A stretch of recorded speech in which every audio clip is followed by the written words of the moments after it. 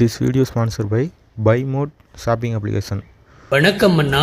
வணக்கம் அமைச்சரே, வாருங்கள் வாருங்கள். நீங்களாவது அடிக்கடி என்னோடு பேசிக் கொண்டிருக்கிறீர்கள். எனக்கு அது பெரிய மகிழ்ச்சியாக இருக்கிறது. ஏன் மன்னா இப்படி சொல்லிவிட்டீர்கள்? ஆமாம் அமைச்சரே, நம்முடைய அரண்மனையில் இருக்கக்கூடிய பணியாளர்கள் எல்லாம் என்னை பார்த்தால் ஏதோ பார்க்க கூடாததை பார்த்து விட்டதை போல ஒரே ஒரு வணக்கத்தை போட்டுவிட்டு பதறியடித்து ஓடுகிறார்களே. ஏன் அப்படி செய்கிறார்கள்? ஒருவேளை என்னை பார்த்தால் அவர்களுக்கு அஞ்சி கண்ணனை பார்ப்பதை போல் தெரிகிறதோ என்னவோ. அப்படியெல்லாம் ஒன்றுமில்லை மன்னா, அரசர் மீது இருக்கும் பொதுவான அச்சம்தான். அரசர் மீது எதற்கு அமைச்சரே அச்சம்? நான் எல்லோரையும் நன்றாகத்தானே பார்த்துக் கொள்ளுகிறேன்.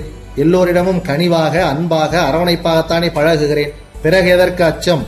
பின் என்ன மன்னா, நினைத்ததற்கெல்லாம் மிளகாய் பொடி தண்டனையும் மூக்குப்பொடி தண்டனையும் கொடுத்தால் உங்களை பார்த்தால் அச்சப்படாமல் என்ன செய்வார்கள்? நான் என்ன செய்வது அமைச்சரே? அவர்கள் தவறு செய்கிறார்கள் என்று பார்த்தாலே என்னுடைய மனம் பதவதைக்கிறது. அவர்கள் திருந்த வேண்டும், நியாயம் நிலைக்க வேண்டும் என்பதற்காகத்தான் அவர்களுக்கு அப்படிப்பட்ட தண்டனைகளை எல்லாம் வழங்க வேண்டிய சூழலுக்கு நான் ஆளாக்கப்படுகிறேன். இவர் அப்படியே பெரிய நியாயவான் போலத்தான் பேசுவார். இப்போது என்னதான் சொல்ல வருகிறீர் மன்னா? நீங்கள் தான் அமைச்சரே பணியாளர்களிடம் இருக்கக்கூடிய அச்சத்தை போக்க வேண்டும். நீங்கள் என்னை பற்றி அவர்களிடம் எடுத்து சொல்ல வேண்டும் அமைச்சரே. நம்முடைய அரசர் நல்லவர், வல்லவர், நாளும் தெரிந்தவர் என்றெல்லாம் என்னுடைய புகழை நீங்கள் பரப்ப வேண்டும்.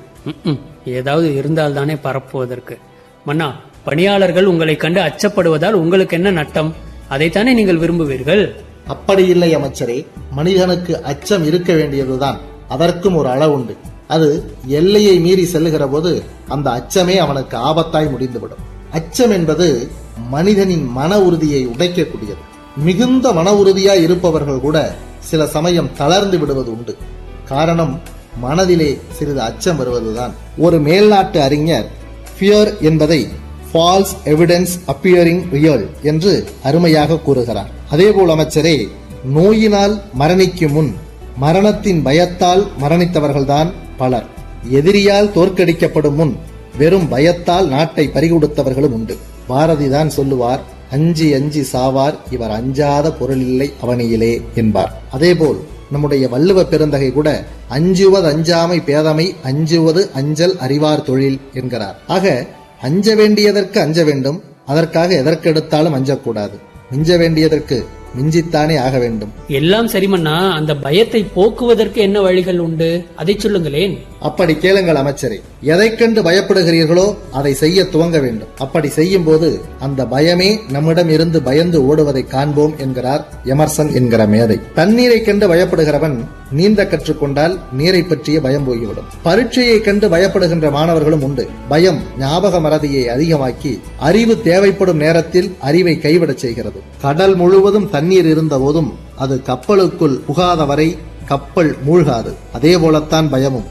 மனம் என்ற கப்பலுக்குள் சஞ்சலம், பயம், திகில் என்ற ஓட்டைகள் ஏற்படாத வரை எந்த பிரச்சனையும் நம்மை அசைக்க முடியாது. புரிகிறதா அமைச்சரே? புரிகிறது மன்னா, நன்றாக புரிகிறது. இன்றே நம்முடைய பணியாளர்களுக்கு ஒரு கூட்டம் கூட்டி நீங்கள் சொன்ன தகவல்களை சொல்லிவிடுகிறேன். சரி அமைச்சரே, அது இருக்கட்டும். அந்த செடிக்கு யார் நீர் ஊற்றியது? யார் நீர் ஊற்றுவார்கள் மன்னா? நம்முடைய தோட்டக்காரர் தான். ஏன் அந்த பூந்தொட்டியில் நீர் அப்படியே இருக்கிறது? மன்னா, அவன் இப்போதுதான் ஊற்றிவிட்டு சென்றிருக்கலாம், அல்லது வேர் மெதுவாக உறிஞ்சு கொண்டிருக்கலாம். அதெல்லாம் ஒரு பிரச்சனையா? எனக்கு பிரச்சனை தான் அமைச்சரே. பூந்தொட்டியில் நீர் நிற்பதெல்லாம் பிரச்சனையா? கால கொடுமை. சரி, பிரச்சனைகளே இல்லாமல் இருந்து கொண்டிருந்தால் பார்ப்பதெல்லாம் பிரச்சனையாகத்தான் தெரியும். சரி, இப்போது என்னதான் செய்யலாம் என்று சொல்கிறீர் மன்னா? உடனடியாக அந்த தோட்டக்காரனை அழைத்து வந்து அவன் செய்த குற்றத்தை சுட்டிக்காட்டி ஐஸ் கட்டி போடப்பட்ட அரை தொட்டி தண்ணீரில் அவனை அரை நாள் முழுக்க நிற்கச் செய்யுங்கள். அடடா, செடிக்கு நீர் ஊற்றியது அவன் தவறா, அல்லது ஊற்றிய நீரை வேர் மெதுவாக உறிஞ்சி குடித்தது அவன் தவறா? இதற்கு அவன் என்ன செய்வான்? பாவம். மன்னா, நீங்கள் நம்முடைய பணியாளர்களுக்கு இப்படியெல்லாம் விசித்திர தண்டனைகள் கொடுத்தால் உங்களை பார்த்தால் அஞ்சி ஓடாமல் வேறு என்ன செய்வார்கள்? This video is sponsored by Buy Mode shopping application.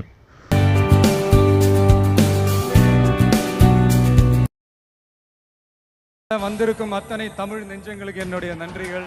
போர் அடிச்சா மன்னிச்சிருங்க, ஏதாவது ஸ்பார்க் அடிச்சா ஏத்துக்கங்க. Free advice.